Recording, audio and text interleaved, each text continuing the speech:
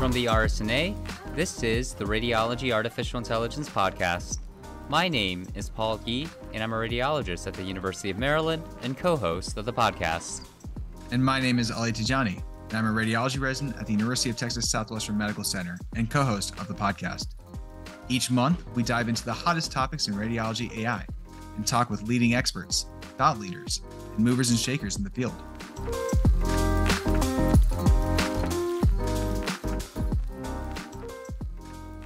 Shine a light on your research by presenting your work at RSNA 2024.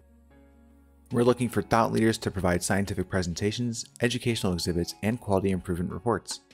Submissions are open February 21st through May 1st, noon Central Time. Submit your abstract today. Go to rsna.org/abstracts. Welcome back to the Radiology AI Podcast.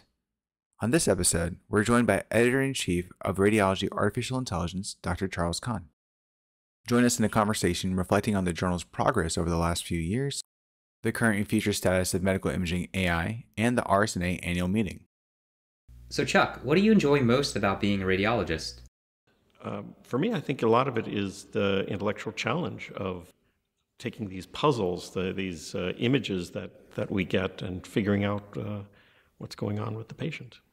I think that's wonderful, and I think the intellectual challenge of these puzzles brought many of us to radiology as well. So Chuck, what do you think the future holds for the field of radiology? I think in large part we're going to see some big changes in the field. I think everyone is looking at artificial intelligence, AI. There's certainly been a lot of hype about it, but as well it holds a lot of promise. And in fact, when we know that there will be a shortage of physicians in coming years, and among that, a shortage of radiologists, even in the United States, the use of artificial intelligence gives us a way that we can meet the needs of our patients and use it as a force multiplier, use it as a way to improve the way we deliver care to our patients. How do you feel RSNA is stewarding that future? What is the society doing to help the radiology community, both those interested in AI and at large? Yeah, I think RSNA is having a big role in helping to guide and prepare radiologists for the future.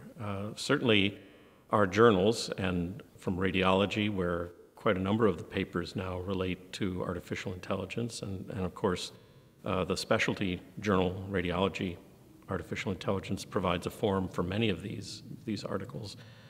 As well, RSNA has created a certificate program, in fact 2 certificate programs, where a number of people, quite a large number, have gone through those programs and have used that to prepare themselves for how they can work with artificial intelligence in their practice. And I think that's the important thing. There's a lot of fear about AI. I think much of it unfounded. It's good to be skeptical. It's good to approach these new techniques the same way we would a new imaging modality, to look at it with some healthy skepticism. But along with that, I think there's a real opportunity to be able to apply AI into clinical practice and to allow us as radiologists to do more and to provide better care for our patients. Absolutely agree. And I think the Radiology AI Journal has played a big role in terms of this educational initiative as well. So the Radiology AI Journal has come a long way since we launched. Can you tell us about the evolution of the journal and how it's gotten to where it is today? Well, the journal has completed its 5th year of publication, which is, I think, really quite remarkable. We've done well. I think we've built a solid reputation in the field, and that's what we were really striving to do, to be a source of high-quality scientific papers that focused on artificial intelligence as applied to radiology, and perhaps a little more technical than necessarily would be published in our flagship journal. And with that, I'm really pleased with where we are right now. What are some of the challenges? We've certainly made terrific progress over the last 5 years, and I'm very excited for where we are, and by no means can I take full credit for the accomplishment of the journal. We have a terrific team of deputy editors, and all of our associate editors and reviewers have really contributed to making it successful. So I'm looking forward to the next several years of working with the journal. It's an exciting opportunity to be able to take a journal and to begin from scratch, really from just one's own ideas, and to be able to build something from it. So I count myself as very fortunate in that regard. Speaking of exciting opportunities, we have a dedicated blog called The Vasty Deep on the journal website. What sort of topics do authors write about? We have, with regards to the journal, we offer a blog that has some pieces, it's the editor's blog, some pieces I write. Actually, some pieces are written by other members of our editorial board, in particular our trainee editorial board, and it gives them a chance to dig deeper into some of the topics that we're covering in the journal. As well, we have a journal podcast series that covers many of the hot topics and brings in some of the movers and shakers in the radiology AI world. And we have an active feed on Twitter, including a monthly tweet chat that provides a forum for people to dig in depth in particular topics.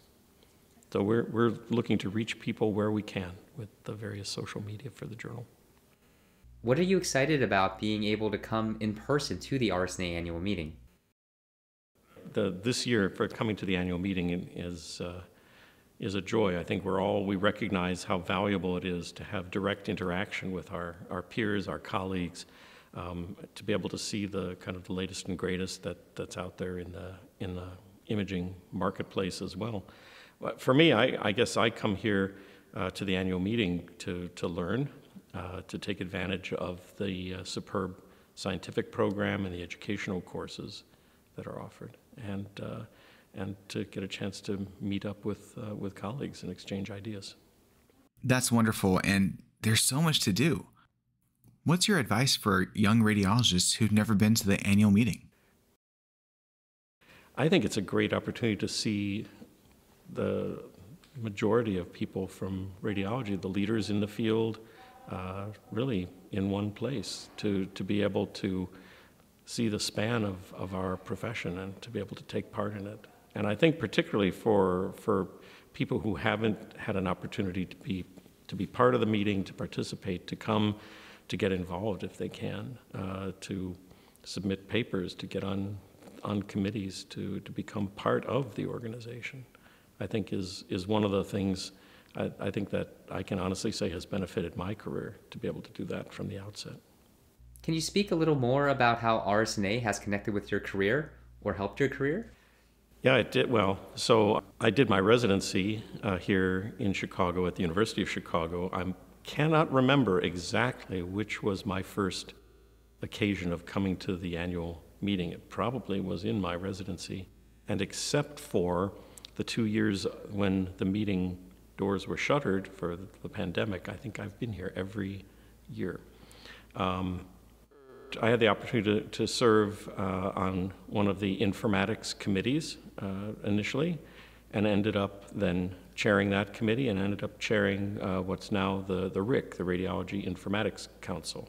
And during part of that term, they started the AI journal, and I put my name in for that and ended up being tapped to edit the new journal. So that's been a tremendous opportunity for me in terms of developing my career, even relatively late in, as I've been here and a member of RSNA for more than 30 years. It's really been something that has added a new perspective to what I do in my career. That's definitely inspiring. Can you tell us why it's important to be a member of RSNA? I think it's important to be a member of RSNA because it gives one access to some of the very best in science and education. You have opportunities to learn from people who are extremely knowledgeable. You have access to the best journals in our field, and you get a chance to connect with the people who are part of this organization. What offerings does RSNA have that you've found important or useful over the years?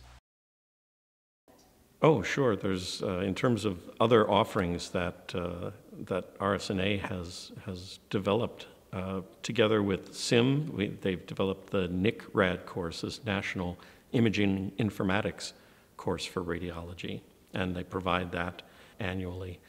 In addition, there are various spotlight courses that RSNA has hosted, some of which relate to informatics topics, in particular AI.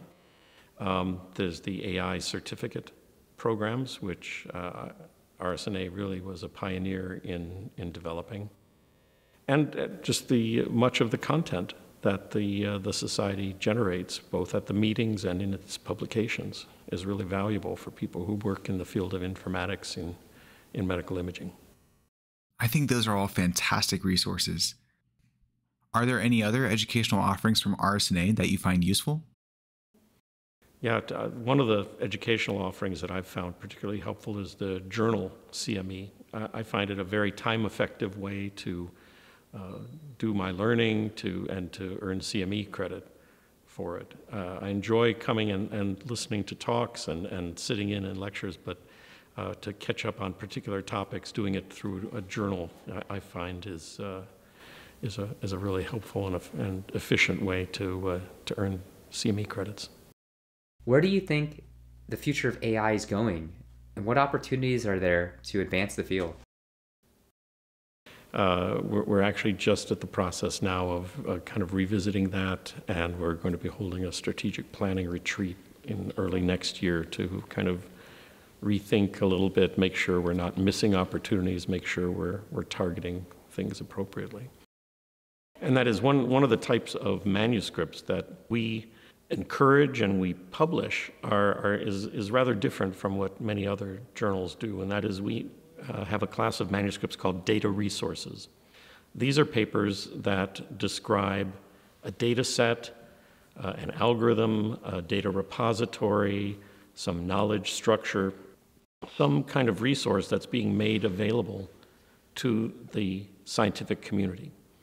And what we're able to do is to provide the credit to those who are producing that, because it often takes a tremendous amount of work to put together one of these data sets and to make it available.